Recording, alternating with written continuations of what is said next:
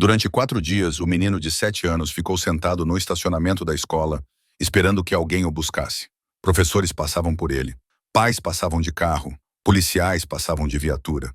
Toda a respeitável cidade de Harmon viu aquela criança abandonada e decidiu que ele não era problema deles. Então, um sedã preto parou silenciosamente na esquina, sem motores barulhentos, sem luzes piscando, apenas um homem saindo, alto e frio, vestido com um terno mais escuro do que as próprias sombras. Um homem sobre o qual a cidade sussurrava com medo. Um homem que eles chamavam de diabo que andava entre eles. E ele fez o que todos os professores, todos os pais, todos os policiais, todos os pastores falharam em fazer. Ele parou. Ele perguntou o nome do menino. Ele se recusou a deixar uma criança ser invisível. Mas aqui está o que ninguém esperava. Não foi o homem de terno preto que primeiro se colocou entre aquele menino e um mundo que o havia abandonado. Foi uma mulher sem nada, uma zeladora que ganhava apenas o suficiente para sobreviver, que já havia perdido tudo e não tinha mais nada a perder. Ela não pediu ajuda.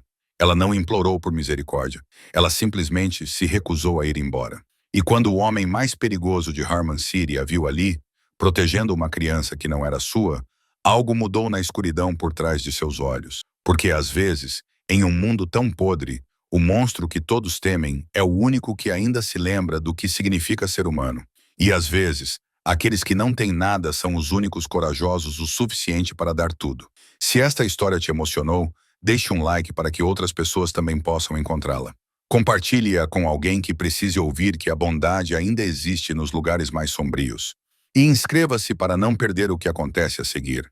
Porque esta não é apenas uma história sobre um menino que foi salvo. Esta é uma história sobre as pessoas que escolheram parar quando o mundo inteiro continuou andando. Mas, para entender esta história, temos que voltar 4 dias antes, ao primeiro dia em que tudo começou a desmoronar no pequeno e frágil mundo de Leo Brennan. Harmon City não era um lugar maligno como as pessoas costumam imaginar. Não tinha becos escuros repletos de crimes, nem favelas fétidas cheias de lixo podre. Pelo contrário, Harmon City era linda.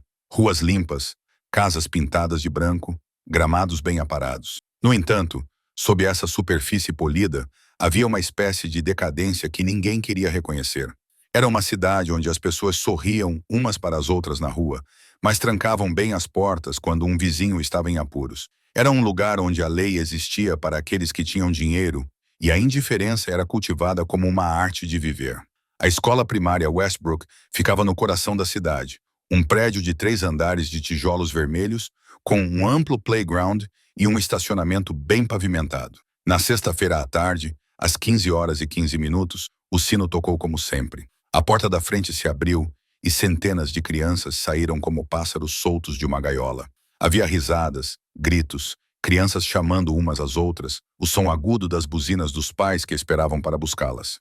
Leo Brennan, de 7 anos, estava entre elas com uma mochila desbotada do Homem-Aranha nas costas. Aquela mochila já tinha sido vermelha brilhante, mas depois de 2 anos de uso, tinha ficado com uma triste cor rosa pálido. Seu jeans estava rasgado no joelho, não do tipo que está na moda, mas do tipo usado por crianças que só têm um par para usar repetidamente.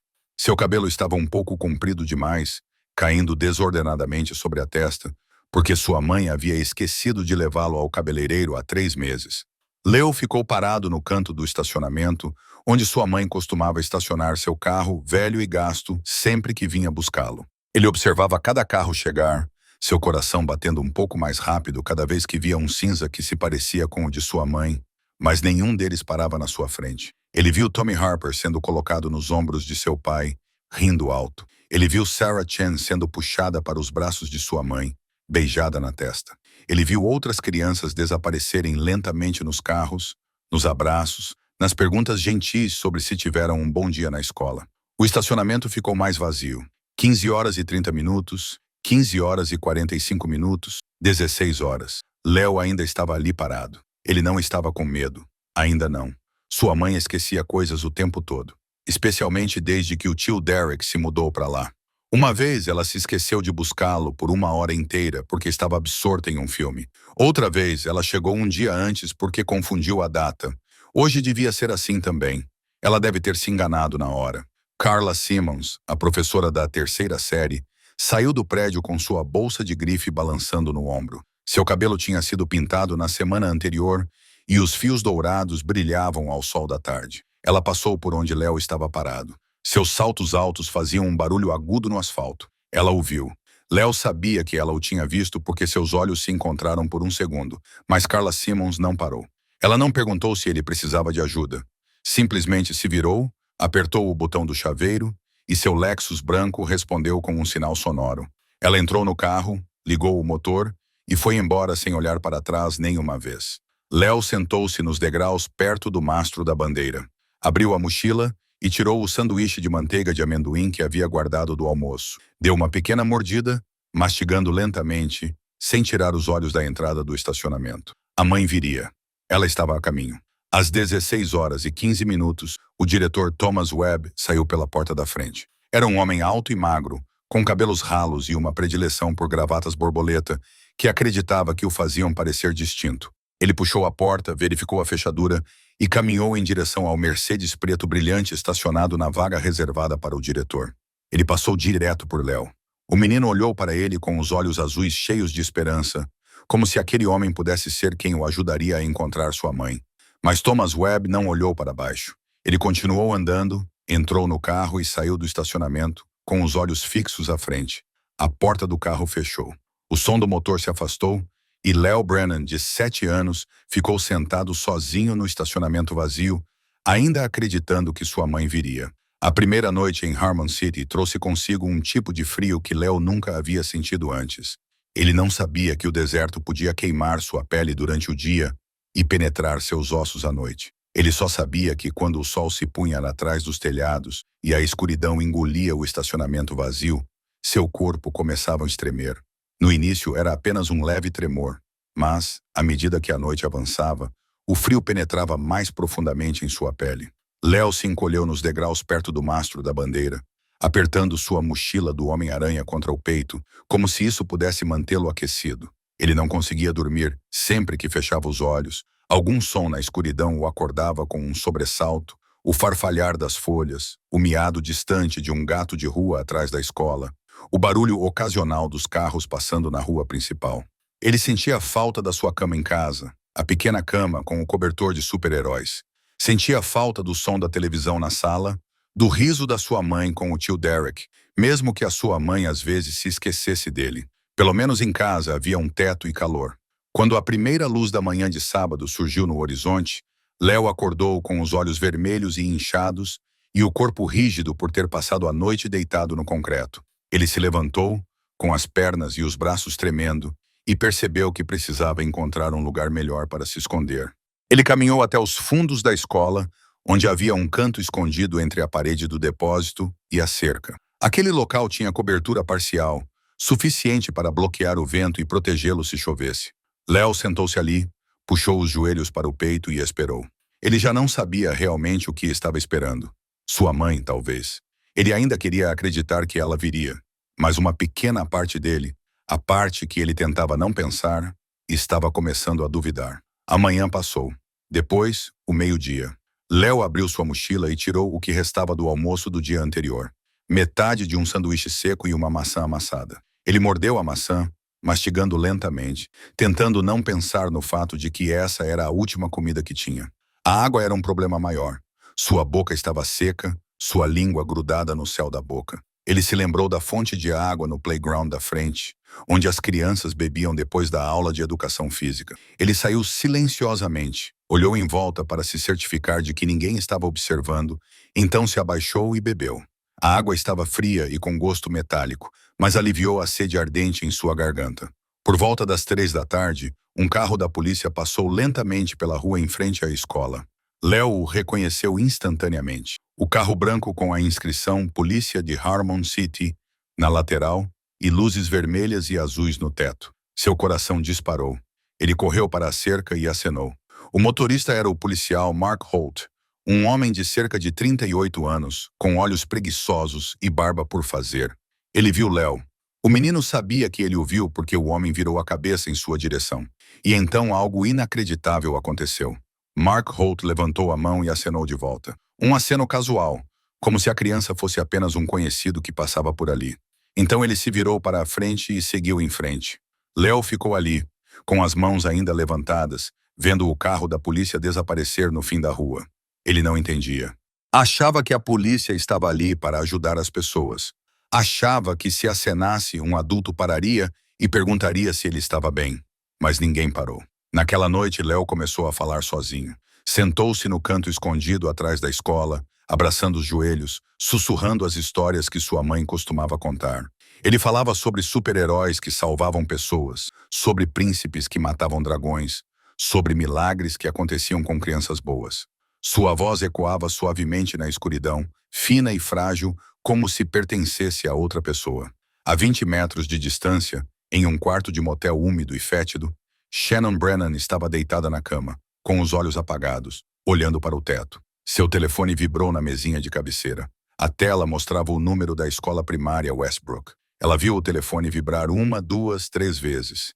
Então parou. Seu namorado, um homem chamado Derek, com dentes manchados de ouro e olhos encovados, olhou para ela do canto do quarto. Ele estava preparando algo sobre a mesa, um pó branco que ela conhecia muito bem, algo que a repugnava e a atraía ao mesmo tempo. Esqueça, disse ele sem se virar. As crianças sabem cuidar de si mesmas. Você precisa relaxar. Shannon olhou para o telefone mais uma vez, depois se virou. Ela se aproximou do homem em direção ao esquecimento que ele lhe oferecia. E no estacionamento da escola primária Westbrook, seu filho de 7 anos parou de chorar. Não porque a tristeza tivesse passado, mas porque ele percebeu que as lágrimas não mudavam nada. O terceiro dia era domingo, e domingo em Harmon City significava igreja. A Harmon Community Church ficava bem em frente à Westbrook Elementary School, a menos de 50 metros do estacionamento onde Léo estava sentado. Era um belo edifício com uma torre alta e vitrais pintados com santos. Todos os domingos de manhã, o estacionamento da igreja ficava cheio de carros polidos e pessoas bem vestidas saíam com sorrisos no rosto e bíblias nas mãos. Léo acordou quando os sinos da igreja tocaram às 8 horas da manhã. Ele já estava acostumado a acordar no concreto frio, acostumado com as dores no corpo e a névoa na cabeça por falta de sono. Mas naquela manhã, algo estava diferente. Seus lábios estavam rachados e sangrando quando ele tentou lambê-los para umedecê-los. Seus olhos estavam mais encovados, olheiras escuras como hematomas sob os olhos azuis que haviam perdido o brilho. Ele estava com fome, estava com sede, estava tão cansado que não tinha mais forças para chorar. Ele rastejou para fora do canto escondido atrás da escola e foi até a fonte de água. Bebeu até seu estômago inchar com água, tentando enganar sua fome com líquido. Então, sentou-se nos degraus perto do mastro da bandeira e olhou para o outro lado da rua. As pessoas estavam indo para a igreja. Uma família após a outra saía de carros luxuosos, homens de terno e gravata, mulheres com vestidos florais e saltos altos, crianças com roupas limpas e bem passadas. Eles sorriam, apertavam as mãos, trocavam abraços educados, pareciam felizes, justos, perfeitos, e viram Léo. Ele sabia que eles o viram porque viu suas cabeças se virando em sua direção. Uma mulher de vestido azul parou e cobriu a boca enquanto sussurrava algo para o marido. Ele olhou para Léo, franziu a testa, colocou a mão nas costas da esposa e a guiou para dentro da igreja. Outro casal passou, puxando 2 crianças pequenas.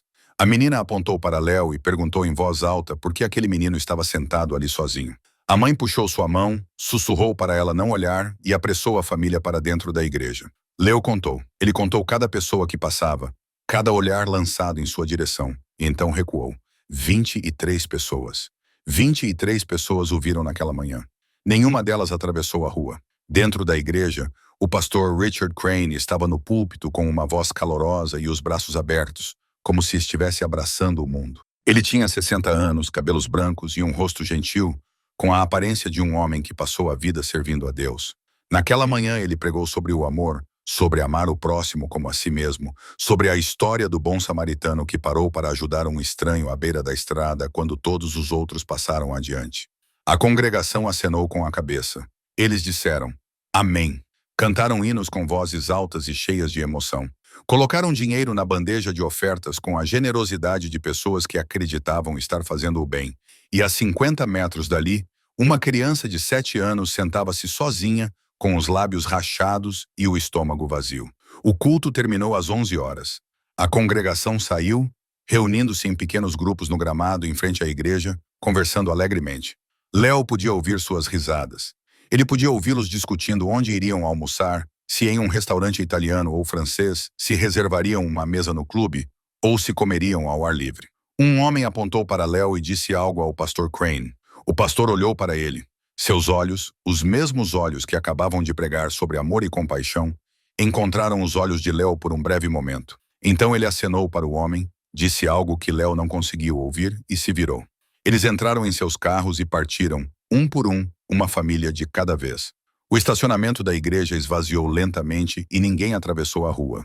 Léo ficou sentado ali, observando-os desaparecer. E aprendeu uma lição que nenhuma criança de 7 anos deveria ter que aprender.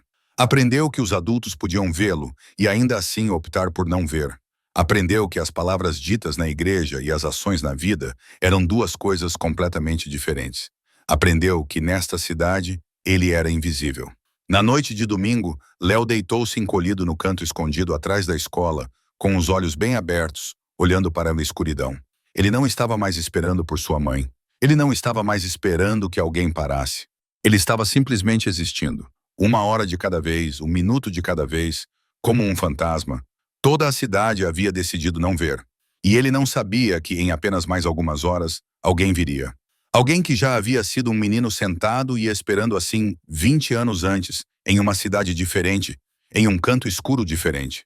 Mara Holloway tinha 27 anos e vivera uma vida mais longa do que o número de anos que carregava. Seu apartamento ficava no 4º andar de um prédio antigo na Zona Sul, uma parte de Harmon City que os moradores educados nunca mencionavam em jantares. Era um estúdio apertado, com paredes manchadas por manchas úmidas de mofo, piso de madeira que rangia a cada passo e uma única janela que dava para um beco cheio de lixeiras.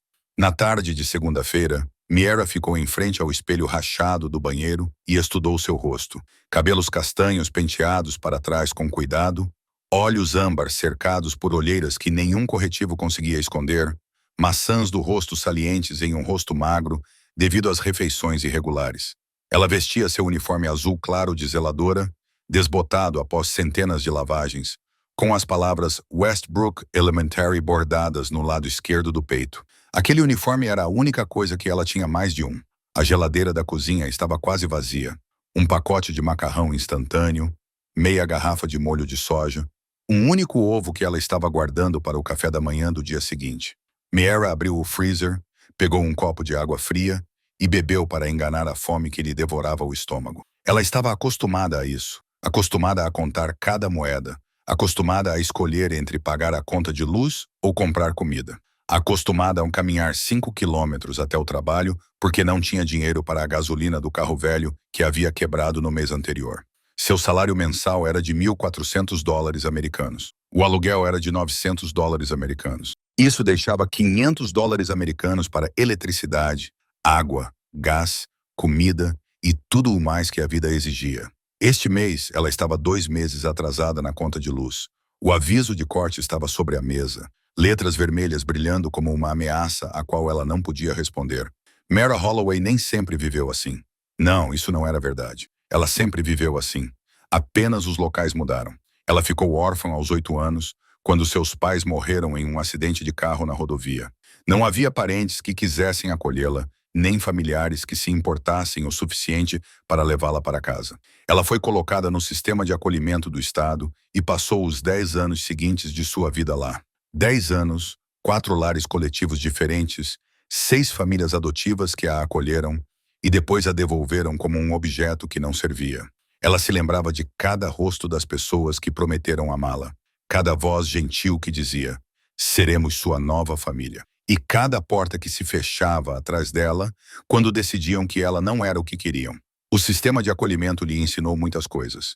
Ensinou-lhe que ninguém viria salvá-la. Ensinou-lhe que, se quisesse sobreviver, teria que cuidar de si mesma. Ensinou-lhe que este mundo não tinha lugar para crianças abandonadas.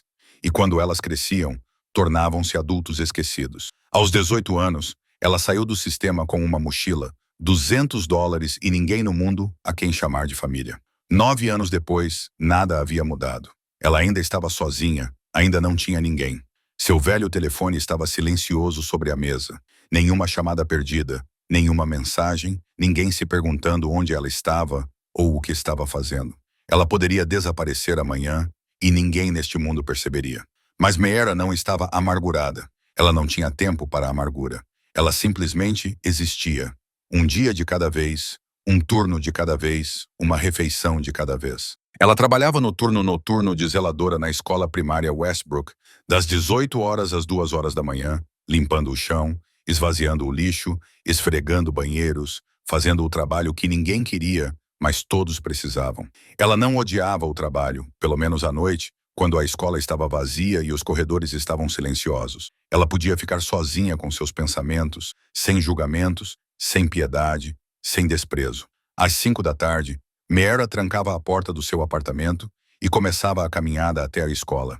5 quilômetros sob o calor persistente de uma tarde na cidade de Harmon. Ela passava por casas lindas, gramados verdes, carros caros, movia-se como um fantasma por um mundo de pessoas que tinham tudo. Um mundo ao qual ela não pertencia e nunca pertencera. Ela não sabia que, ao chegar à escola naquela noite, encontraria uma criança sentada sozinha na escuridão. Ela não sabia que os olhos da criança seriam exatamente iguais aos seus 20 anos antes. Os olhos de alguém que sabia que havia sido abandonado e não acreditava mais que alguém viria salvá-lo. Ela só sabia que precisava ir trabalhar, porque se perdesse esse emprego, não teria mais nada. E Meera Holloway estava muito familiarizada com o fato de não ter nada para duvidar de como isso era assustador. Meera chegou à escola primária Westbrook às 18 horas da segunda-feira, como sempre fazia. Seu turno começava às 18 horas e terminava às 2 horas da manhã, 8 horas de trabalho envoltas em silêncio e escuridão. Ela contornou o prédio para entrar pela porta dos funcionários, com as pernas doloridas após caminhar 5 quilômetros sob o calor do final da tarde. Ela tirou as chaves do bolso, prestes a destrancar a porta, quando algo a fez parar. Um pequeno movimento na beira do estacionamento. Meera estreitou os olhos e olhou mais de perto. A luz do dia estava diminuindo, mas ela ainda conseguia distinguir uma pequena forma encolhida perto do mastro da bandeira. A princípio, ela pensou que fosse um saco de lixo ou uma jaqueta que alguém havia deixado para trás. Então, a forma se moveu, levantou a cabeça e Meera viu os olhos. Olhos azuis claros olhando diretamente para ela. Sem esperança, sem medo, apenas o vazio de alguém que havia parado de esperar. Meera deixou as chaves caírem de volta no bolso e caminhou em direção à criança. Seus passos se acelerando a cada passo, seu coração batendo mais forte a cada batida. À medida que se aproximava, a imagem ficava mais nítida. Um menino, talvez com 7 ou 8 anos, com uma mochila rosa pálida desbotada encostada na perna. Seu cabelo estava emaranhado com suor e sujeira. Seu jeans estava rasgado no joelho. Sua camiseta estava amarrotada e manchada. Seus lábios estavam rachados de tão secos que em alguns lugares haviam sangrado e secado, formando crostas. E seus olhos, meu Deus, aqueles olhos. Meera sentiu como se alguém tivesse lhe dado um soco no peito. Ela conhecia daqueles olhos. Ela os via todos os dias no espelho há 20 anos. Eram os olhos de uma criança que sabia que havia sido abandonada. Os olhos de uma criança que esperou e esperou até que a espera se transformasse em outra coisa. Não esperança, não desespero, apenas a aceitação silenciosa de que ninguém viria. Ela se sentou ao lado dele, perto o suficiente para falar, mas não tão perto a ponto de assustá-lo. Sua voz saiu suave, mais suave do que ela sabia ser capaz. Qual é o seu nome? O menino olhou para ela por um longo momento, como se tentasse decidir se ela era real ou apenas algo que sua mente havia inventado. Então ele respondeu, com a voz rouca por não falar e pela sede. Leo Brennan. Estou esperando minha mãe. Meera engoliu em seco com a garganta apertada. Há quanto tempo você está esperando, Leo? Desde sexta-feira. 4 dias. Essa criança estava sentada ali há 4 dias. Meera olhou ao redor do estacionamento vazio, para o prédio silencioso da escola, para a igreja do outro lado da rua com as portas bem fechadas. 4 dias. E nenhuma pessoa havia parado. Nenhuma pessoa havia perguntado por que uma criança de 7 anos estava sentada sozinha em um estacionamento. Você comeu alguma coisa? Ela perguntou, mesmo já sabendo a resposta pelo olhar vazio em seu rosto. Leo balançou a cabeça. Minha comida acabou ontem. Meera não disse mais nada. Ela abriu a bolsa e tirou o sanduíche que havia comprado a caminho do trabalho. Era o jantar dela, a única coisa que ela comeria nas próximas 12 horas. Ela entregou o sanduíche a Leo. Coma devagar, não coma rápido demais, ou seu estômago vai doer. Leo olhou para o sanduíche, depois para ela, com os olhos marejados como se fosse chorar. Mas não havia mais lágrimas para cair. Ele pegou o sanduíche e deu uma pequena mordida, mastigando devagar, como ela havia lhe dito. Meera observou-o comer e algo dentro dela se partiu. Ela se lembrou das noites de fome no orfanato. das refeições que perdia porque era pequena demais para brigar com as crianças maiores. Ela se lembrou de deitar no escuro com o estômago roncando, se perguntando por que ninguém se importava. Ela tirou a jaqueta fina que estava usando e a colocou sobre os ombros de Léo. A noite seria fria. Ele precisava mais dela do que ela. Sente-se aqui, eu já volto. Ela se levantou com as pernas um pouco trêmulas. Ela precisava fazer alguma coisa. Precisava encontrar alguém para ajudar essa criança. Ela não podia deixá-lo ali por mais uma noite. Mara Holloway havia vivido 27 anos, seguindo a regra de que ninguém viria salvá-la e que ela não deveria esperar nada de ninguém. Mas naquela noite, olhando nos olhos de Leo Brennan, ela entendeu algo novo. Ela poderia não ter ninguém para salvá-la, mas poderia ser ela quem ajudasse essa criança. Mara entrou na escola, pegou seu telefone e ligou imediatamente. Sua primeira ligação foi para o diretor Thomas Webb. Ela encontrou o número dele na lista de contatos dos funcionários colada na parede da sala do zelador. O telefone tocou 4 vezes antes que alguém atendesse. A voz de Webb soou um pouco irritada por ter sido incomodada durante a noite. Mara falou rapidamente, contando-lhe sobre a criança no estacionamento, sobre o fato de que o menino estava lá há 4 dias, sobre os lábios rachados e o estômago vazio. Ela terminou e esperou. O silêncio se estendeu por vários segundos. Então Webb suspirou, um suspiro cansado, como se Mara tivesse acabado de relatar uma mancha no chão em vez de uma criança abandonada. Estamos cientes desse menino, disse ele com voz monótona e calma. Entramos em contato com a mãe dele. Ela disse que virá buscá-lo. Senhora Holloway, você é zeladora. Faça o seu trabalho e deixe-nos cuidar disso. Então ele desligou. Mara ficou olhando para a tela escura do telefone sem conseguir acreditar no que acabara de ouvir. Eles sabiam. Eles sabiam o tempo todo e não fizeram nada. Ela ligou para o 911. O atendente perguntou sobre a emergência e Mara explicou novamente, lutando para manter a voz firme enquanto seu coração batia forte no peito. Eles disseram que enviariam alguém para verificar. 20 minutos depois, o familiar carro da polícia parou em frente à escola. O policial Mark Holt saiu com a mesma postura preguiçosa e os olhos indiferentes que Léo tinha visto no dia anterior. Mara o levou até o estacionamento e apontou para Léo, que estava sentado lá. Hall olhou para o menino por um longo momento, depois pegou o telefone e ligou para alguém. Ele falou baixinho, virando as costas para que Mara não pudesse ouvir. Então ele desligou e se virou para ela. Vamos monitorar a situação, disse ele, com uma voz que parecia uma máquina recitando um roteiro. A mãe do menino foi notificada. Não há motivo para você se preocupar. Mara não conseguia acreditar no que ele estava ouvindo. Monitorar a situação. A criança estava ali há 4 dias. 4 dias sem comida adequada, sem dormir direito, sem ninguém para cuidar dela. O que havia para monitorar? Mas Hall já estava indo embora. Ele entrou no carro e foi embora sem olhar para trás, deixando Mara parada ali com os punhos cerrados e a raiva queimando em seu peito. Ela ligou para os serviços de proteção à criança.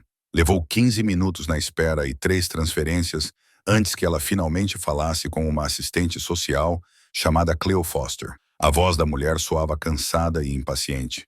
A voz de alguém que já tinha ouvido muitas histórias trágicas para sentir mais nada. Mara contou tudo novamente pela 3ª vez naquela noite. Cleo Foster ouviu, murmurou alguns reconhecimentos e disse que enviariam alguém para verificar dentro de 48 a 72 horas. 48 a 72 horas? Mara repetiu com a voz trêmula de raiva. O menino já está fora há 4 dias. Você quer que ele espere mais 3 dias?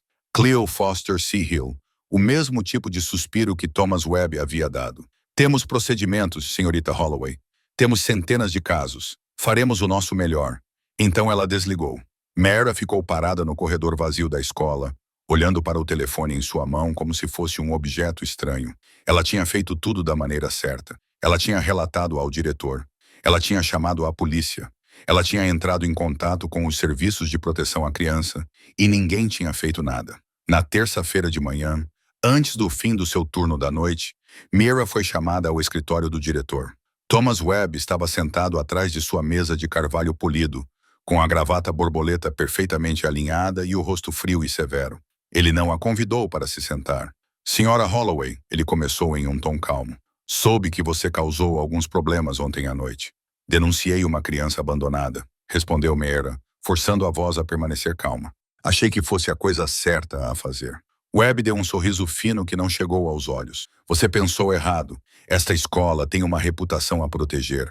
Se isso chegar às notícias, se as pessoas descobrirem que uma criança foi abandonada bem em frente à escola por dias, o que você acha que vai acontecer? Como você acha que os pais vão reagir? O que o conselho vai dizer? Ele se levantou, contornou a mesa e parou na frente de Meera, tão perto que ela podia sentir o cheiro de sua colônia cara. Senhora Holloway, você é apenas uma zeladora. Você é paga para limpar o chão e levar o lixo para fora, não para meter o nariz em assuntos que não lhe dizem respeito. Você quer manter este emprego? Meera entendeu. Ela entendeu claramente e dolorosamente. Aquilo não era uma pergunta, era uma ameaça. Se ela continuasse, perderia o emprego. E se perdesse o emprego, perderia o apartamento, perderia tudo o que mal conseguia manter. Ela saiu do escritório de Webb com as pernas pesadas como chumbo.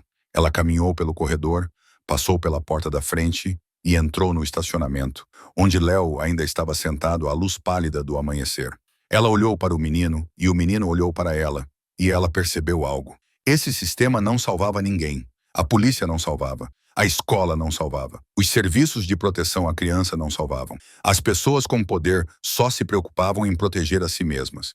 E aquela criança, com olhos iguais aos dela 20 anos antes, seria deixada ali até que fosse tarde demais, a menos que alguém decidisse que não se importava com as consequências. Meera ficou no estacionamento olhando para Léo e pensou em tudo o que poderia perder.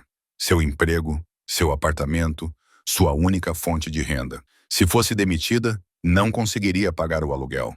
Se não conseguisse pagar o aluguel, ficaria na rua. Ela já havia sido sem teto uma vez.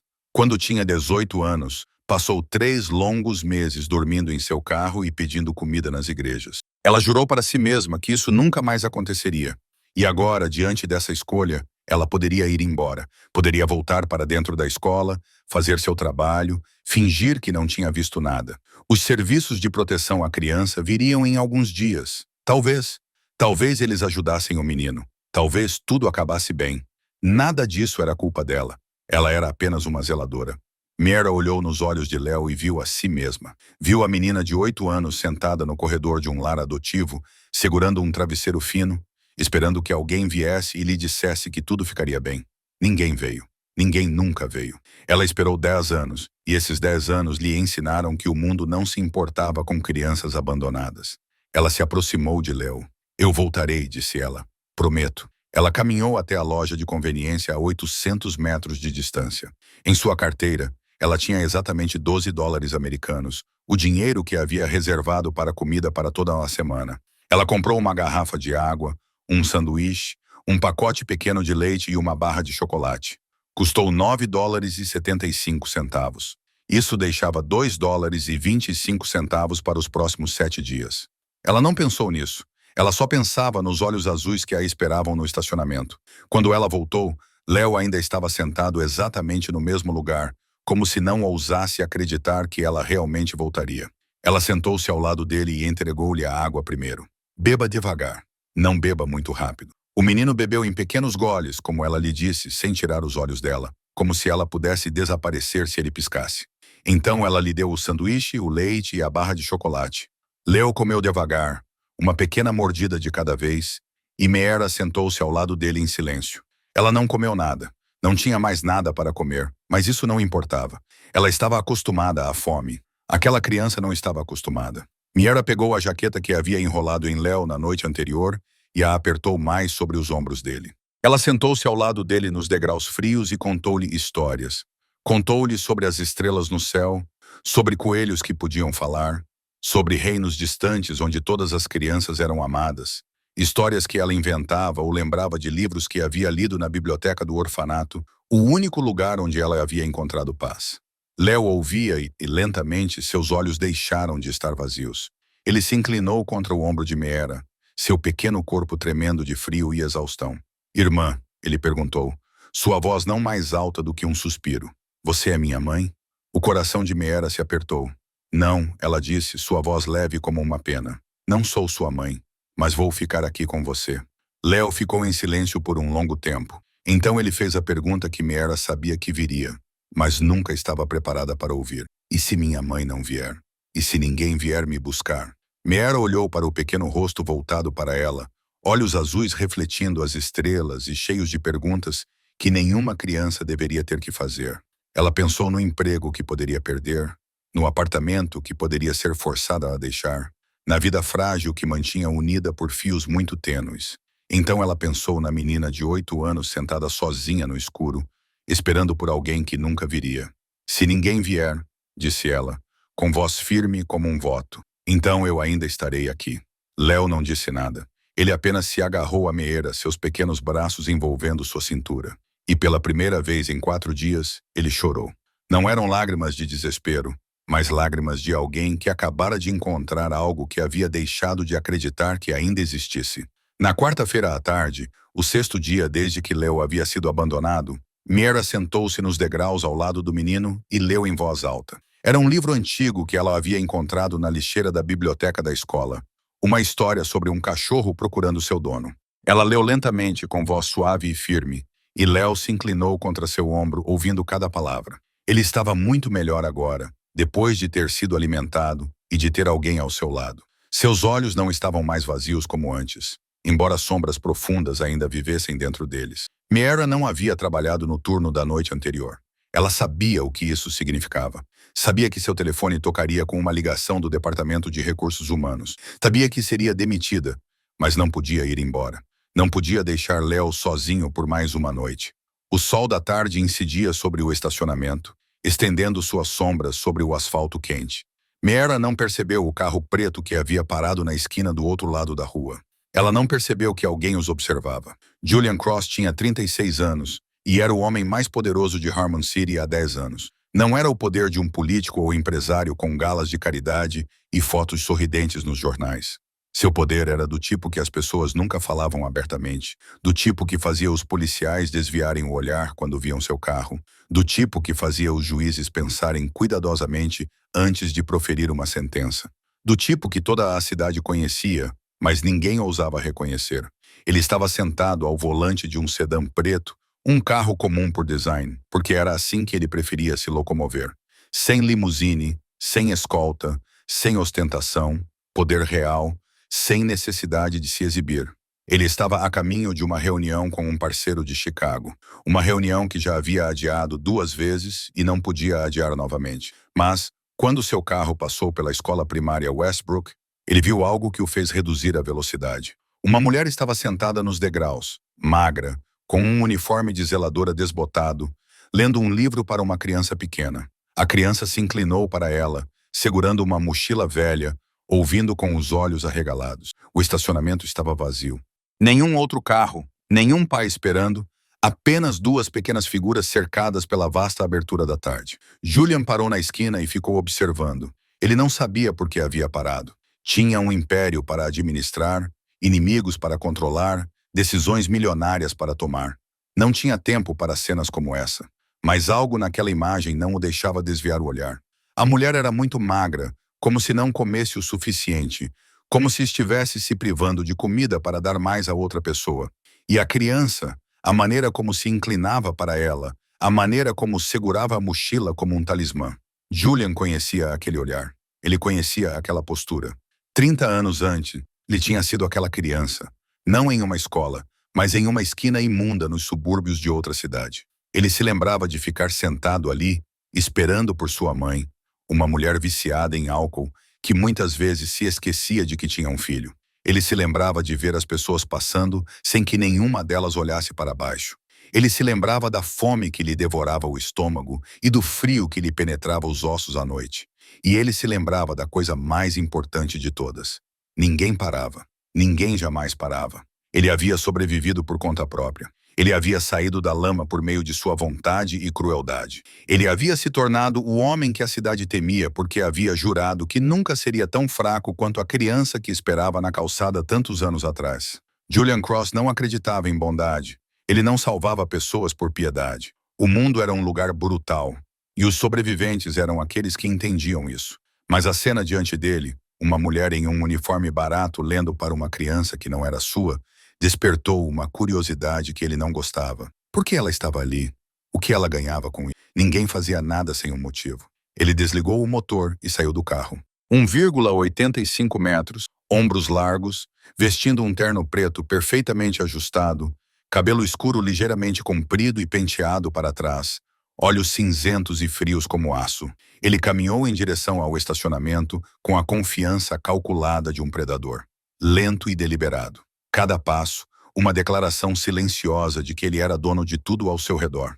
Miera olhou para cima quando ouviu passos. Ela viu o homem se aproximando e algo profundo em seus instintos começou a soar um alarme. O ar parecia mais denso. A temperatura parecia ter caído alguns graus. Ela não sabia quem era aquele homem, mas sabia uma coisa. Ele era perigoso. Miera se levantou imediatamente, seus instintos protetores a levando a se mover e se colocar entre Léo e o homem que se aproximava deles. Ela não sabia quem ele era ou o que queria, mas cada célula de seu corpo gritava que ele era perigoso. Léo agarrou sua perna, seus pequenos dedos segurando o tecido de suas calças como se ela fosse a única tábua de salvação em um vasto oceano. O homem parou a alguns passos de distância, perto o suficiente para falar, mas não perto o suficiente para exercer pressão. Ou pelo menos era o que ele queria que parecesse. A verdade era que sua mera presença tornava o ar pesado e difícil de respirar. Seus olhos cinzentos varreram a cena. Da criança trêmula à mulher que se colocava protetora à sua frente, da mochila desbotada ao livro velho jogado na escada. Ele não disse nada por um longo momento, apenas observando. Miera sentiu como se ele estivesse lendo tudo sobre ela com um único olhar. Das solas gastas dos sapatos dela às manchas no uniforme e às olheiras sob os olhos. Há quanto tempo a criança está aqui? Não era uma pergunta. Era uma afirmação, uma exigência de informação que ele esperava receber. Sua voz era baixa e fria, desprovida de emoção. 4 dias, respondeu Miera. Ela não sabia por que falou. Talvez estivesse cansada demais para ter medo. Talvez, depois de tudo o que tinha acontecido, não tivesse mais nada a perder. Ou talvez uma parte dela ainda tivesse esperança de que alguém, qualquer pessoa, se importasse. Os olhos cinzentos do homem estreitaram-se ligeiramente. 4 dias, repetiu ele, como se ponderasse cada palavra. E quem é você? Sou a zeladora aqui. Ela não sabia por que disse a verdade. Poderia ter mentido. Poderia ter dito que era a tia do Léo, vizinha, qualquer pessoa. Mas ela estava cansada demais de mentiras. Não sou da família dele. O homem inclinou a cabeça. E Miera teve a estranha sensação de que era a primeira vez que ele realmente a via como uma pessoa, em vez de um objeto a ser analisado. Então por que você está aqui? A pergunta a silenciou por um segundo. Por que ela estava ali? Ela poderia ter contado a ele sobre ter relatado o caso ao diretor, à polícia, ao Serviço de Proteção à Criança. Ela poderia ter contado a ele como todos eles a ignoraram. Ela poderia ter contado a ele sobre a ameaça de Webb, sobre o emprego que estava prestes a perder, sobre o apartamento que seria forçada a deixar. Mas, em vez disso, ela disse apenas uma frase simples. Porque não há mais ninguém aqui. O homem não reagiu. Ele não acenou com a cabeça, não franziu a testa nem mudou sua expressão. Ele simplesmente olhou para ela por mais um momento, depois desviou o olhar para a criança escondida atrás de sua perna. Ele se agachou lenta e deliberadamente, até que seus olhos ficassem no mesmo nível dos de Léo. Olá, disse ele, sua voz ainda fria, mas um pouco mais suave. Qual é o seu nome? Léo não respondeu imediatamente. Ele olhou para o estranho com olhos cautelosos, seus dedos apertando a perna de Miera. Então ele olhou para ela como se pedisse permissão, e Miera acenou levemente com a cabeça. Lu, disse o menino, sua voz pouco acima de um sussurro. Leo Brennan, onde está sua mãe, Léo? Não sei. O menino abaixou a cabeça olhando para os sapatos rasgados. Ela disse que viria me buscar, mas não veio. Eu fiquei esperando. Você está com medo? Léo olhou para o homem, depois para Miera, e sua resposta fez o peito de Miera apertar. Estou menos assustado porque Miera está aqui. O homem se levantou. Ele olhou para Miera e, dessa vez, ela viu algo diferente em seus olhos. Não era mais frieza, mas algo mais profundo, mais complexo, algo que ela não conseguia decifrar. Ele a estudou.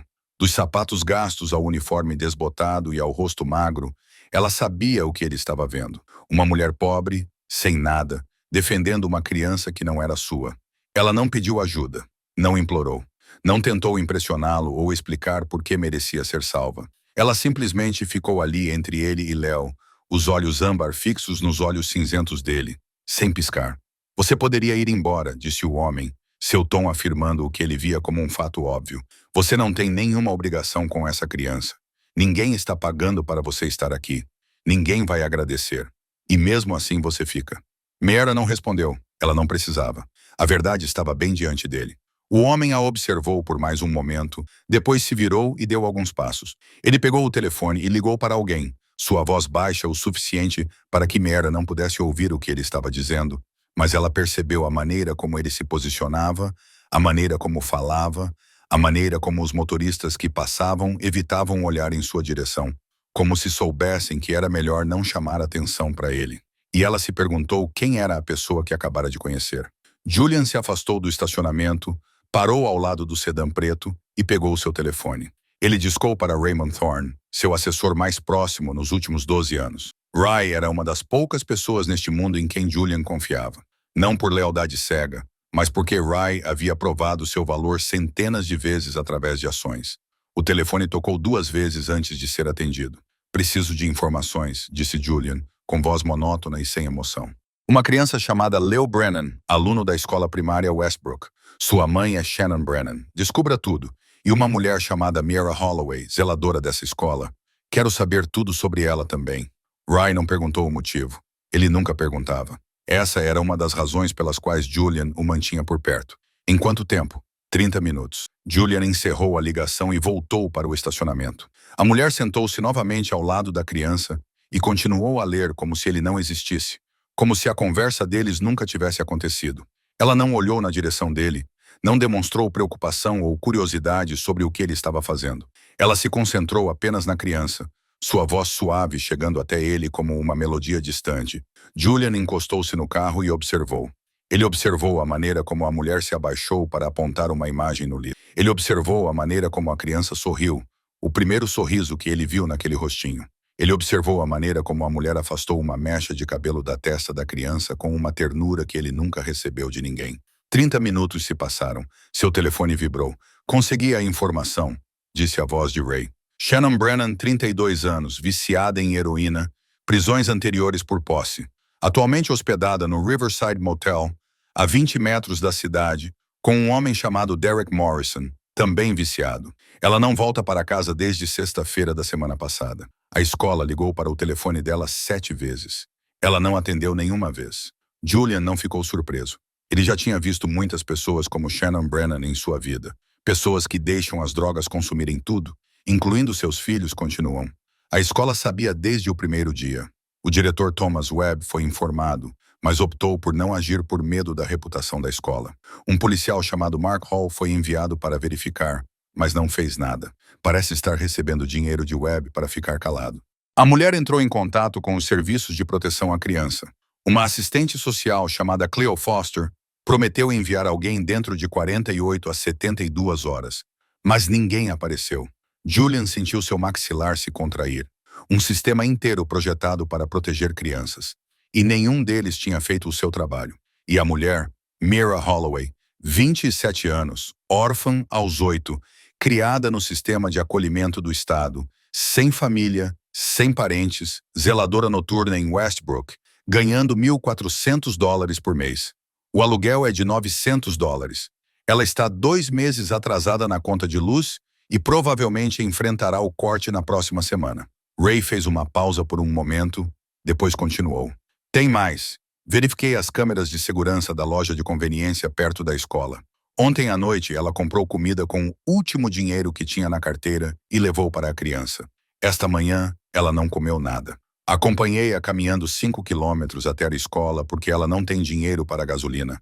Ela está passando fome para que a criança possa comer. Julian não disse nada. Ele olhou para a mulher magra com o uniforme desbotado, lendo para uma criança que não era sua com o estômago vazio. Ray continuou, sua voz transmitindo algo que Julian raramente ouvia dele. Ela poderia ir embora a qualquer momento. Ninguém está pagando para ela ficar. Ninguém vai agradecer a ela. Ela está prestes a perder o emprego por causa disso. Webb a ameaçou esta manhã, mas ela ainda está lá.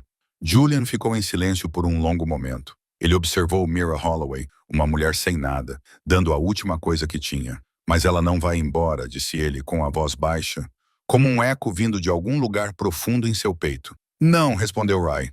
Ela não vai. O silêncio entre os dois homens ficou pesado. Julian Cross tinha 36 anos e conhecera milhares de pessoas. A maioria delas queria algo. Dinheiro, poder, proteção, favores. Ninguém fazia nada sem um motivo. Essa era a regra do mundo em que ele vivia. Mas essa mulher não queria nada. Ela não pediu ajuda a ele. Ela não implorou por piedade. Ela simplesmente ficou ali, protegendo o filho de um estranho, ao custo de tudo o que tinha. Julian encerrou a ligação e colocou o telefone de volta no bolso. Ele havia tomado sua decisão. Julian voltou para o estacionamento e, dessa vez, não parou a alguns passos de distância. Ele foi direto para onde Miera e Léo estavam sentados, sua sombra se estendendo pelo chão como um aviso. Miera se levantou novamente, instintivamente, colocando-se na frente de Léo. Mas dessa vez, ela entendeu que, se aquele homem decidisse fazer algo, ela não teria como impedi-lo. Tudo o que ela podia fazer era ficar ali entre ele e a criança, um frágil escudo de carne e osso. "Coloque o menino no carro", disse Julian. Não era um pedido ou uma sugestão. Era uma ordem, simples e impossível de recusar. Miera olhou para ele, depois para o sedã preto estacionado na esquina. Ela não sabia para onde aquele carro os levaria.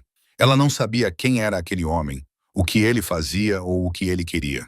Ela só sabia que tudo nele irradiava perigo. "Não sei quem você é", disse ela, sua voz sem tremer e sem dureza, apenas nua e honesta. Julian olhou para ela, seus olhos cinzentos não revelando nada. "Você não precisa saber", ele respondeu.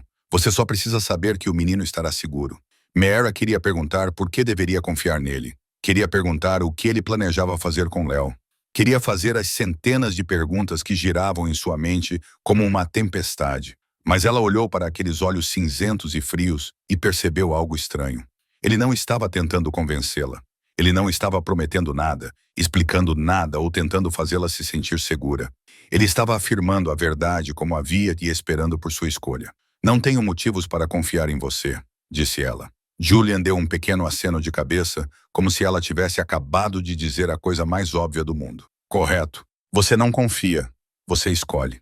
Ele olhou para ela, e pela primeira vez Miera viu algo diferente em seus olhos. Não era calor nem compaixão, mas reconhecimento. O mesmo reconhecimento que ela sentira quando escolheu ficar com essa criança. Embora pudesse ter ido embora, Miera ficou em silêncio. Ela olhou para Léo, o menino segurando sua mão, os olhos azuis voltados para ela com confiança absoluta.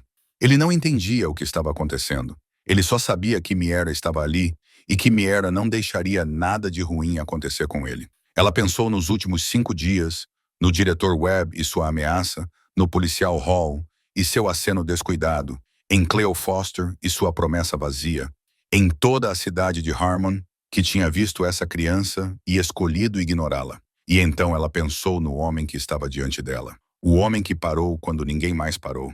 Que perguntou quando ninguém mais perguntou. Que esperou 30 minutos para verificar a verdade antes de agir. Ela não confiava nele. Não podia confiar nele, mas podia escolher. Miera apertou a mão de Léo com mais força e o levou até o carro preto. Abriu a porta traseira e o ajudou a entrar no banco, prendendo o cinto de segurança com as mãos levemente trêmulas. Então ela se sentou ao lado dele, ainda segurando sua mão. Julian assumiu o banco do motorista e ligou o motor. Ele não falou, não explicou para onde estavam indo, não tentou aliviar o medo que estava claro no rosto de Miera. Ele simplesmente dirigiu com os olhos fixos na estrada à frente, enquanto o silêncio preenchia o espaço dentro do sedã. Léo se inclinou contra Miera, seu pequeno corpo relaxando de exaustão. Menos de 10 minutos depois que o carro começou a se mover, ele estava dormindo, sua respiração suave e uniforme. 5 dias sem dormir de verdade, 5 dias de medo e espera. Finalmente, eles cobraram seu preço. O menino dormia como se pela primeira vez se sentisse seguro o suficiente para relaxar. Miera olhou pela janela, observando as ruas familiares de Harmon City passarem e desaparecerem lentamente, substituídas por estradas que ela nunca tinha visto antes. Eles estavam indo para o norte, em direção às colinas, onde os ricos da cidade viviam em mansões, escondidas atrás de cercas altas e portões de ferro. Ela não perguntou para onde estavam indo. Ela não tinha mais forças para perguntar. Simplesmente ficou sentada ali, com uma mão segurando a de Léo e a outra descansando no colo, e esperou. 20 minutos depois, o carro parou em frente a um grande portão de ferro. Julian apertou um botão no volante e o portão se abriu lentamente. Uma calçada de pedra levava a um amplo jardim e no final dele havia uma mansão, não do tipo chamativo, com estátuas e fontes, mas um edifício grande e tranquilo, com linhas clássicas, escondido atrás de árvores antigas, como se não quisesse que sua existência fosse conhecida. Julian estacionou em frente à entrada principal. Um homem na casa dos 40 anos saiu alto, com cabelos grisalhos e olhos perspicazes. Ele olhou para dentro do carro, para Miera e Léo, depois para Julian, com um olhar questionador. Julian acenou levemente com a cabeça, e o homem imediatamente se virou, pegando seu telefone para ligar para alguém. Uma hora depois, Léo havia sido examinado por um médico, alimentado com uma refeição quente e colocado em uma cama de verdade com lençóis brancos limpos e um cobertor macio. O menino adormeceu no momento em que sua cabeça tocou o travesseiro. Seu rostinho finalmente relaxou após 5 dias de tensão. Meera sentou-se na cadeira ao lado da cama, observando-o dormir. Ela ainda não sabia onde estava. Ainda não sabia quem era aquele homem, mas pela primeira vez em 5 dias, Léo estava dormindo em uma cama. E naquele momento, isso era o suficiente. O que aconteceu nos dias seguintes nunca apareceu nos jornais. Não houve escândalos, manchetes sensacionalistas, repórteres em busca de respostas, apenas mudanças silenciosas, portas se fechando, carreiras terminando sem que ninguém entendesse completamente o porquê. Thomas Webb chegou à escola na quinta-feira de manhã, como de costume. Seu Mercedes preto polido estava estacionado na vaga reservada para o diretor, com a gravata borboleta bem amarrada e a pasta de couro na mão. Mas quando chegou à porta de seu escritório, encontrou-a lacrada. Um homem de terno cinza o esperava, ao lado de 2 membros do conselho escolar, cujos rostos estavam frios e impenetráveis.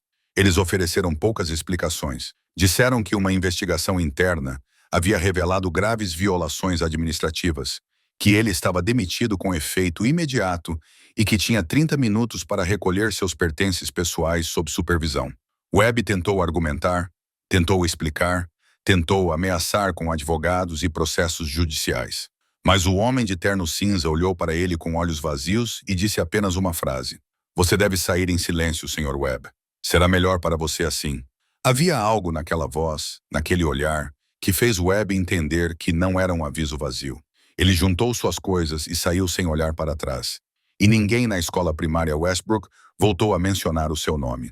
O agente Mark Holt recebeu a sua ordem de transferência na sexta-feira, não para outra esquadra na cidade, mas para uma pequena cidade remota a 300 milhas de Harmon City, um lugar onde não havia nada além de poeira, vento do deserto e estradas vazias que se estendiam até o horizonte. Ele tentou recorrer, tentou descobrir o motivo, mas os seus superiores disseram-lhe que era uma decisão tomada de cima para baixo e que não havia nada a discutir. Mas isso não foi o pior que aconteceu a Mark Holt. O pior aconteceu na sexta-feira à noite, quando ele voltou para casa e encontrou sua esposa sentada à mesa da cozinha com uma pilha de papéis à sua frente. Fotografias, registros bancários, provas do dinheiro que ele havia recebido de Webb para fazer vista grossa quando não deveria.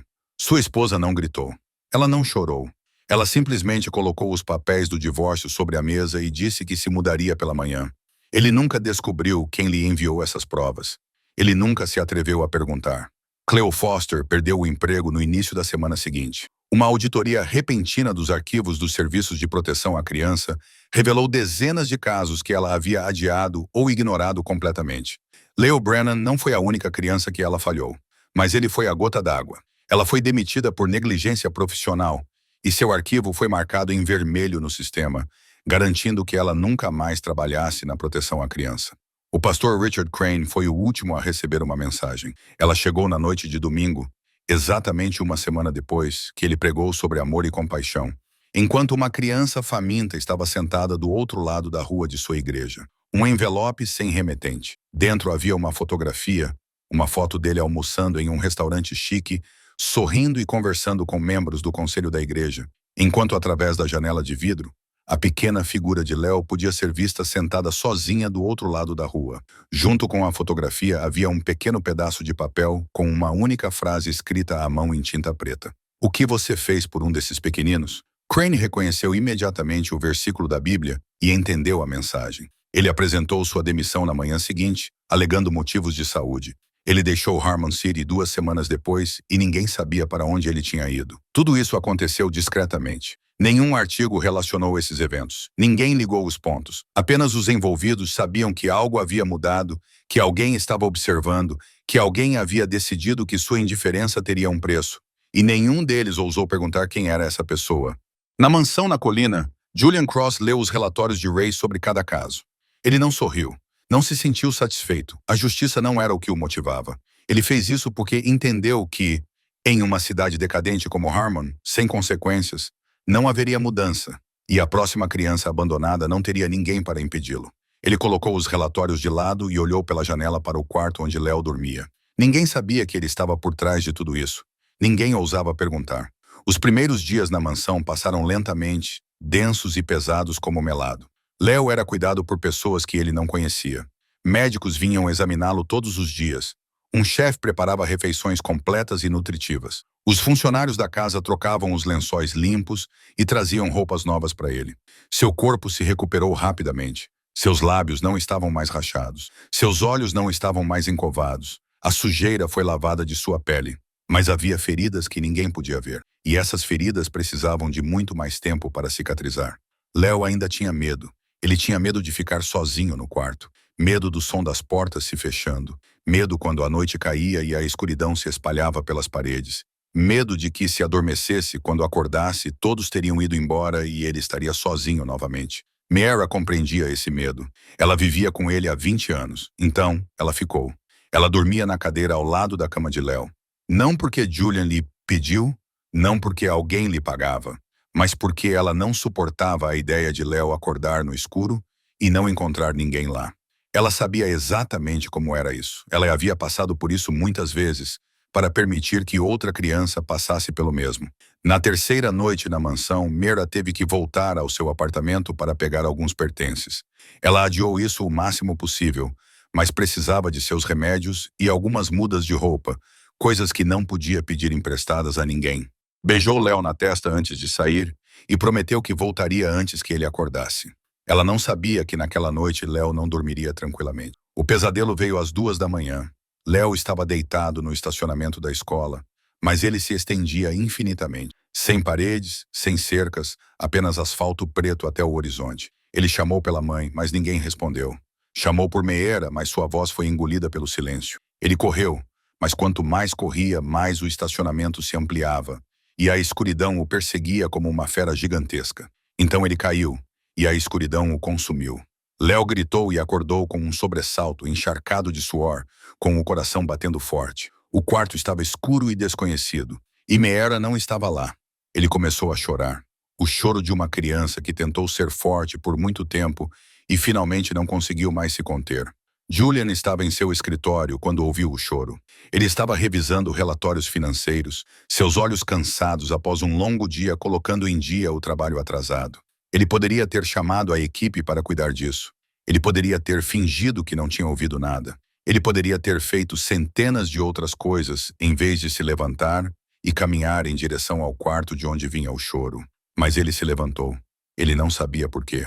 Julian abriu a porta do quarto de Léo e viu o menino sentado na cama, segurando um travesseiro contra o peito, lágrimas escorrendo pelo rosto.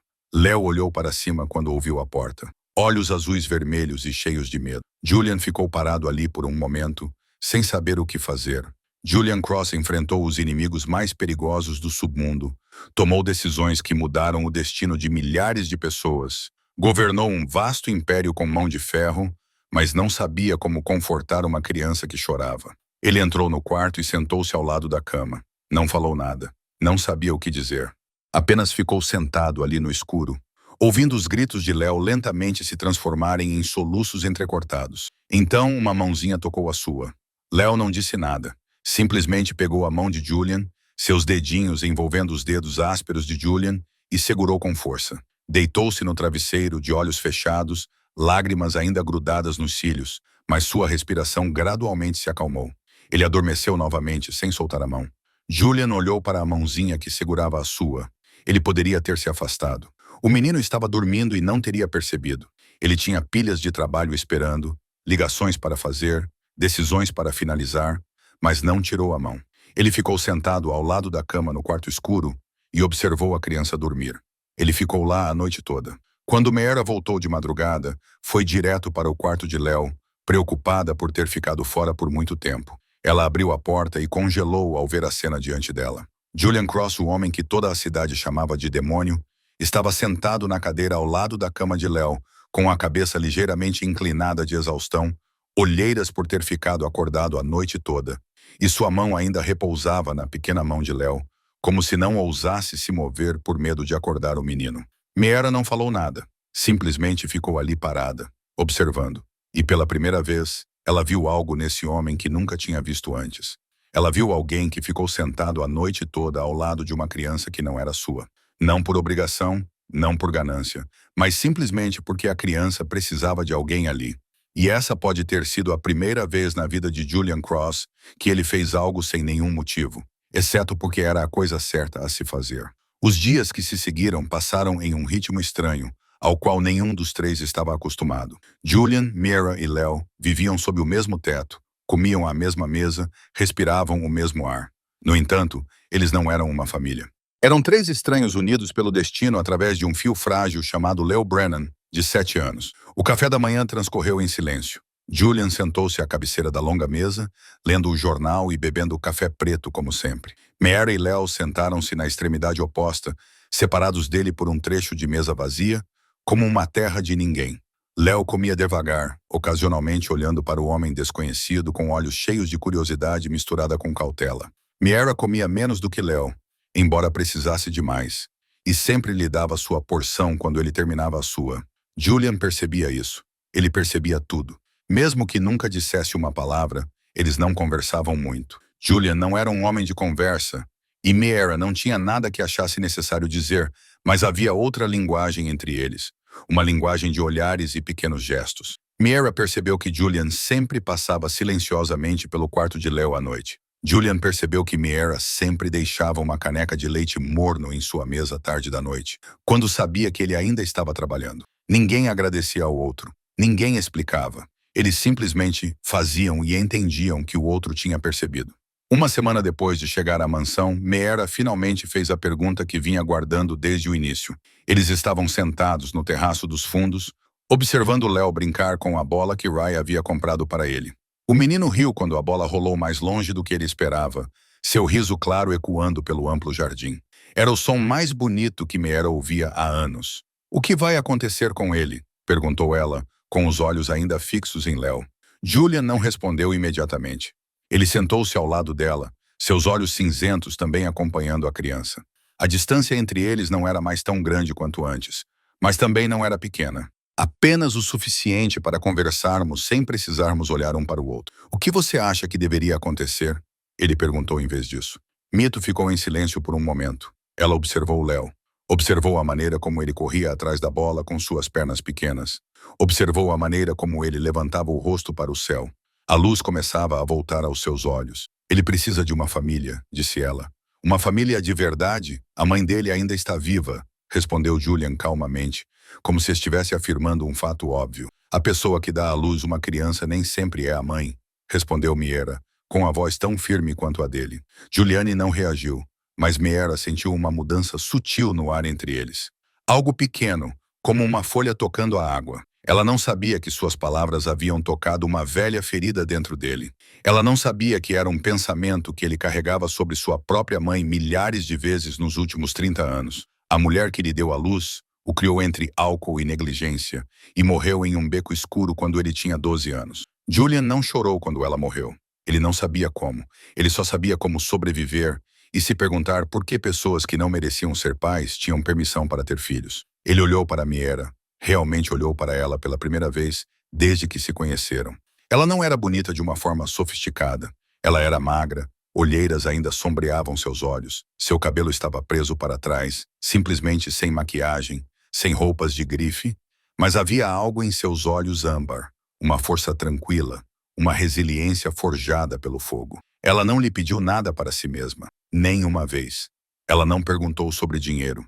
Ela não perguntou sobre um novo emprego. Ela não perguntou para onde iria quando tudo isso acabasse. A única pergunta com a qual ela se importava era Léo. O que aconteceria com o menino? Por que você não pede nada para si mesma? Ele perguntou, sua voz ainda fria, mas agora tocada por algo mais. Uma curiosidade genuína. Meera olhou para ele, e dessa vez ela não desviou o olhar. Porque eu não importo, ela disse simplesmente. Ele importa. Eu vivi 27 anos sem ninguém. Posso viver mais 27, mas ele tem apenas 7 anos. Ele precisa de alguém. Ele merece alguém. Julian não falou nada. Ele apenas a observou por um longo momento, depois voltou o olhar para Leo, que brincava no jardim. Mas Mara sabia que algo havia mudado entre eles. Não era amor. Ela não era ingênua a ponto de acreditar nisso, mas talvez fosse respeito, um reconhecimento de que eles já haviam sido crianças como Leo e haviam sobrevivido, cada um à sua maneira. E talvez, apenas talvez, isso fosse o suficiente para começar. Julian ligou para seu advogado na segunda-feira de manhã, 2 semanas depois que Leo chegou à mansão.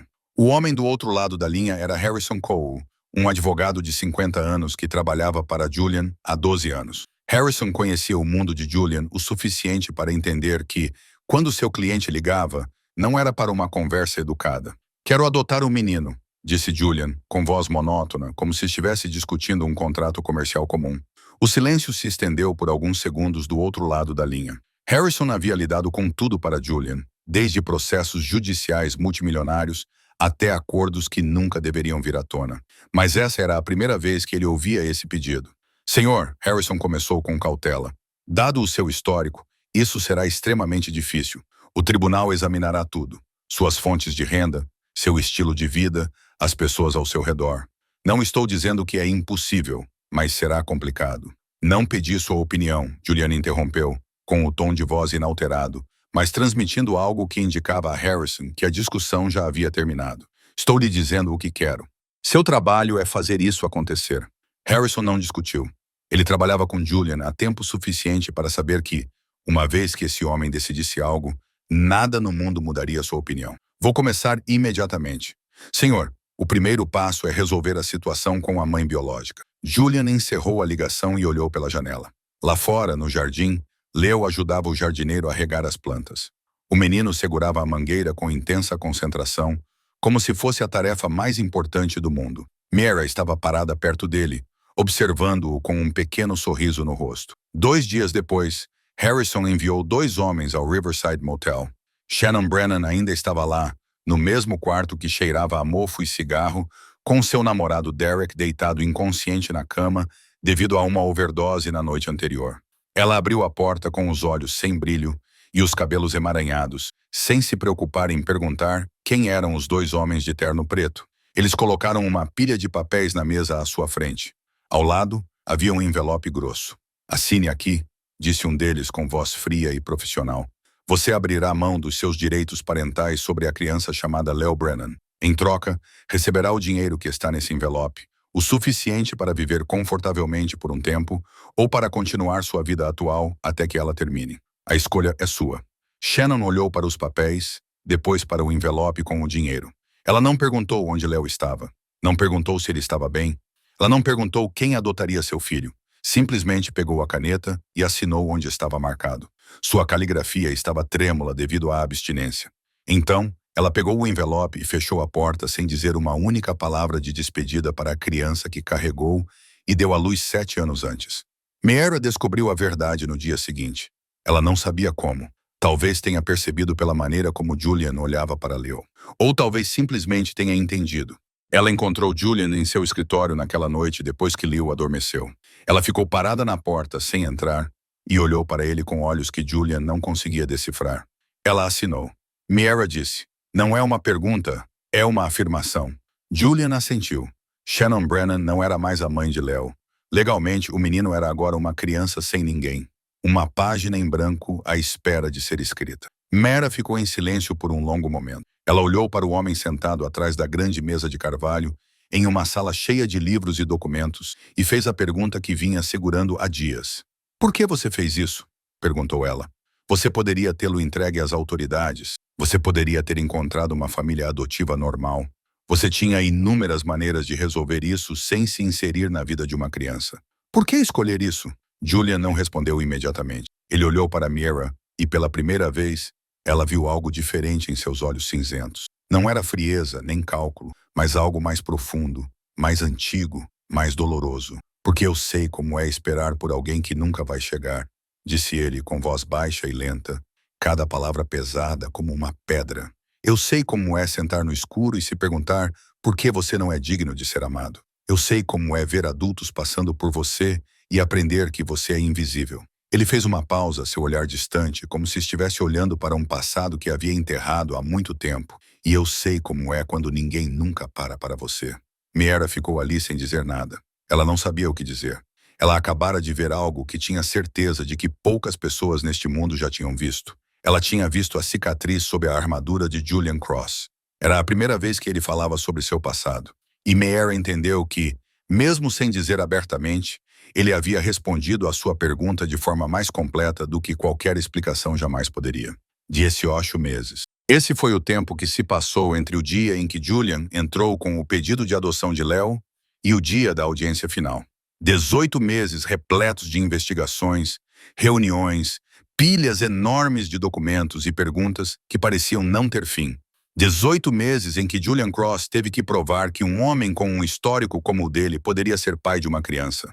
O processo não foi fácil. Os inimigos de Julian, aqueles que esperavam pacientemente por uma chance de derrubá-lo, perceberam sua fraqueza e se lançaram sobre ele como abutres atraídos pelo sangue. Cartas anônimas foram enviadas ao tribunal. Investigadores particulares foram contratados para vasculhar seu passado e alguns até tentaram subornar a assistente social designada para avaliar o ambiente em que Léo vivia. Todas as tentativas fracassaram. As cartas anônimas foram rastreadas até suas fontes e os remetentes retiraram abruptamente suas alegações.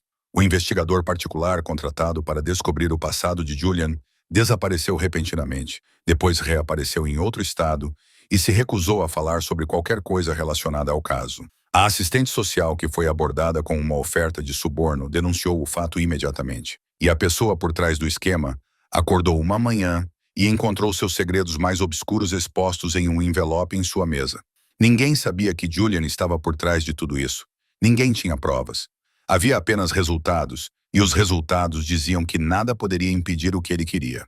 A audiência final ocorreu em uma terça-feira de manhã, na sala de audiências número 7 do Tribunal do Condado de Harmon. A juíza Patrícia Morales era uma mulher de 58 anos, com cabelos grisalhos e olhos afiados como lâminas. Ela ocupava o cargo há 20 anos e já tinha visto de tudo, raramente se surpreendendo. Mas este caso era diferente. Julian Cross sentou-se na primeira fila ao lado de seu advogado, Harrison Cole. Ele vestia seu habitual terno preto, cabelo penteado com cuidado, rosto cuidadosamente neutro, mas qualquer um que observasse de perto notaria como seus olhos se voltavam frequentemente para a última fila, onde Léo estava sentado ao lado de Miera, segurando sua mãozinha como se tivesse medo de soltá-la. Sr. Cross, começou a juíza Morales, em tom firme, mas não frio. O tribunal analisou seu pedido de adoção. Ela olhou para uma espessa pasta à sua frente. Sua história é pouco convencional. Julian não reagiu. Ele já esperava por isso. Você é um empresário com associações que o tribunal não pode ignorar. Existem rumores sobre você que não vou repetir aqui, mas acredito que você entenda porque o tribunal deve ser cauteloso antes de colocar uma criança sob os cuidados de alguém. Eu entendo, meritíssima. Morales o estudou, procurando algo em seu rosto impassível. Por que você quer adotar essa criança? Você poderia ter tudo o que quisesse. Por que um menino de 7 anos que foi abandonado? Julian ficou em silêncio por um momento, depois falou, com voz baixa e firme, sem hesitação. Não estou pedindo que você aprove quem eu sou. Meritíssima, eu sei quem eu sou e não peço desculpas por isso. Estou pedindo apenas uma coisa. Permita-me ser pai. O silêncio tomou conta do tribunal. Morales olhou para ele, depois para a fileira de trás, onde Léo estava sentado com os olhos arregalados, segurando a mão de Miera como se alguém pudesse levá-lo embora. Ela viu como a criança olhava para Julian, não com medo, mas com confiança. Ela viu como ele se inclinou para a frente, como se quisesse estar mais perto daquele homem. Ela havia lido o arquivo. Ela sabia sobre os 5 dias no estacionamento. Ela sabia sobre as pessoas que desviaram o olhar. Ela sabia sobre o zelador que ficou e o homem que parou seu carro. Ela sabia que, às vezes, a justiça não está no que está escrito nos livros de direito. O tribunal analisou todas as provas, disse ela formalmente. Os relatórios dos serviços sociais indicam um ambiente familiar estável, cuidados adequados e um vínculo emocional claro entre a criança e o requerente. Ela levantou o martelo. O pedido de adoção é concedido. Leo Brennan passará a ser conhecido como Léo Cross. O som do martelo ecoou pela sala do tribunal como uma declaração final. Leo não compreendeu totalmente o que acabara de acontecer. Ele só sabia que as pessoas estavam sorrindo, que Miera estava chorando e que Julian se virou para olhá-lo com olhos que ele nunca tinha visto antes. Leo soltou a mão de Miera e correu em direção a Julian, jogando-se nos braços do homem que a cidade chamava de demônio. Julian o segurou, levantou-o e, pela primeira vez na vida, não soube o que fazer com as mãos quando uma criança envolveu seu pescoço com os braços, como se ele fosse o mundo inteiro. Agora somos uma família de verdade, Leo sussurrou em seu ouvido, com a voz trêmula de emoção. Uma família de verdade, certo, pai? Julian não falou nada. Ele apenas segurou o menino com mais força, e se alguém tivesse olhado de perto, teria visto algo parecido com lágrimas pela primeira vez naqueles olhos frios e cinzentos. Muitos anos se passaram, como o vento soprando pelo vale, trazendo mudanças que ninguém poderia impedir. Leo Cross cresceu na mansão na colina. Não era mais o menino de 7 anos encolhido no estacionamento da escola. Ele cresceu, seus ombros se alargaram, sua voz ficou mais grave, mas seus olhos azuis mantiveram o mesmo brilho que Miera viu na primeira noite em que o encontrou. Ele chamava Julian de pai. Não no início.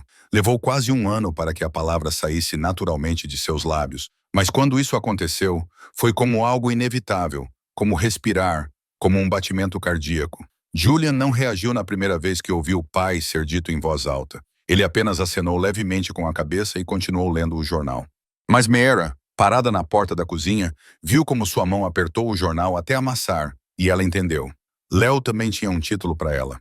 Ele a chamava de mãe, mesmo que ela e Julian não fossem casados há muitos anos. Eles moravam sob o mesmo teto, compartilhavam a mesma mesa, criaram um filho juntos, mas nunca deram um nome ao relacionamento deles. Não precisavam. Eles se entendiam da maneira que só pessoas que sobreviveram à escuridão podiam. Então, uma manhã, quando Leo tinha 12 anos, Julian colocou um anel na mesa do café da manhã.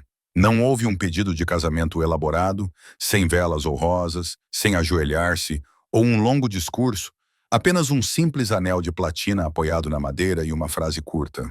Se você me quer, olhou para o anel, depois para Julian e em seguida para Leo, sentado à sua frente, com olhos grandes e esperançosos. Ela não disse uma palavra, simplesmente pegou o anel e o colocou na mão esquerda.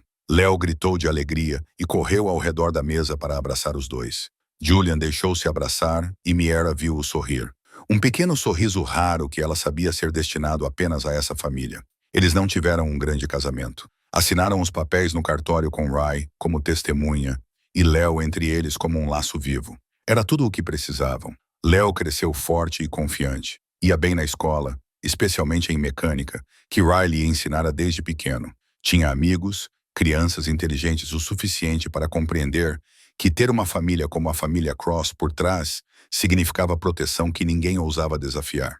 Sabia o que o pai fazia quando teve idade suficiente para compreender. Julian não escondeu. Ele não explicou, justificou ou se desculpou. Lhe disse a verdade e deixou Leo decidir como se sentia. Leo não julgou. Ele apenas amava porque se lembrava. Ele se lembrava dos 5 dias no estacionamento. Ele se lembrava das pessoas que passavam. Ele se lembrava do único que ficou. No 10º aniversário de Leo, Julian o levou para uma longa viagem de carro. Eles dirigiram por estradas que Julian já havia percorrido, por cidades onde ele já havia morado, por lugares onde ele havia sido uma criança como Leo, antes de se tornar o homem que era agora. Eles não conversaram muito durante a viagem. Não precisavam. No caminho de volta, enquanto o pôr do sol no deserto pintava o céu de vermelho, Leo falou baixinho. Pai, sim, filho. Obrigado por não ter passado direto. Julian não respondeu imediatamente. Ele olhou para a estrada à sua frente com os olhos distantes, como se estivesse fixo no passado. Obrigado por confiar em mim quando parei. No começo, eu tinha medo de você, admitiu Leo, com voz tímida. Você parecia muito assustador. Eu sou assustador, disse Julian, com o canto da boca levemente levantado. Mas assustador não significa mal. Significa que posso proteger as pessoas que amo. Você me ama? A pergunta foi feita com a cautela de uma criança que havia aprendido que o amor poderia ser tirado a qualquer momento. Julian encostou o carro à beira da estrada, no vasto vazio do deserto. Ele se virou para o filho que havia escolhido, e falou com a maior certeza que tinha. Eu te amo mais do que qualquer coisa neste mundo. Você é meu filho, não por causa de documentos, não por causa do sangue, mas porque eu escolhi você e você me escolheu. É isso que nos torna uma família. Leo sorriu. Um sorriso brilhante que afastou as últimas sombras de seu passado. Eles chegaram em casa depois de escurecer, onde Meera esperava na porta com uma luz quente brilhando atrás dela. Ela os recebeu de braços abertos e com o cheiro de comida vindo da cozinha. Aquilo era o lar, aquilo era a família. Uma vez por semana, Julian e Léo passavam de carro pela escola primária Westbrook. Era o ritual deles, um lembrete de que algumas promessas são cumpridas e algumas coisas nunca devem ser esquecidas. A escola tinha mudado depois de tudo o que aconteceu.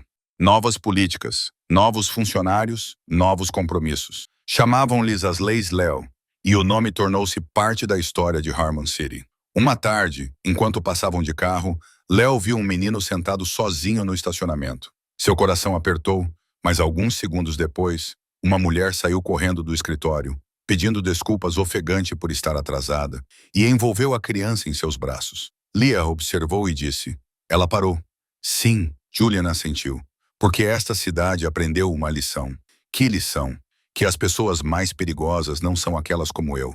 São aquelas que veem alguém sofrendo e decidem que não é problema delas. Eles dirigiram para casa sob o céu que escurecia. E Léo pensou em tudo o que havia acontecido, nos 5 dias mais sombrios de sua vida. Na zeladora que ficou quando poderia ter ido embora.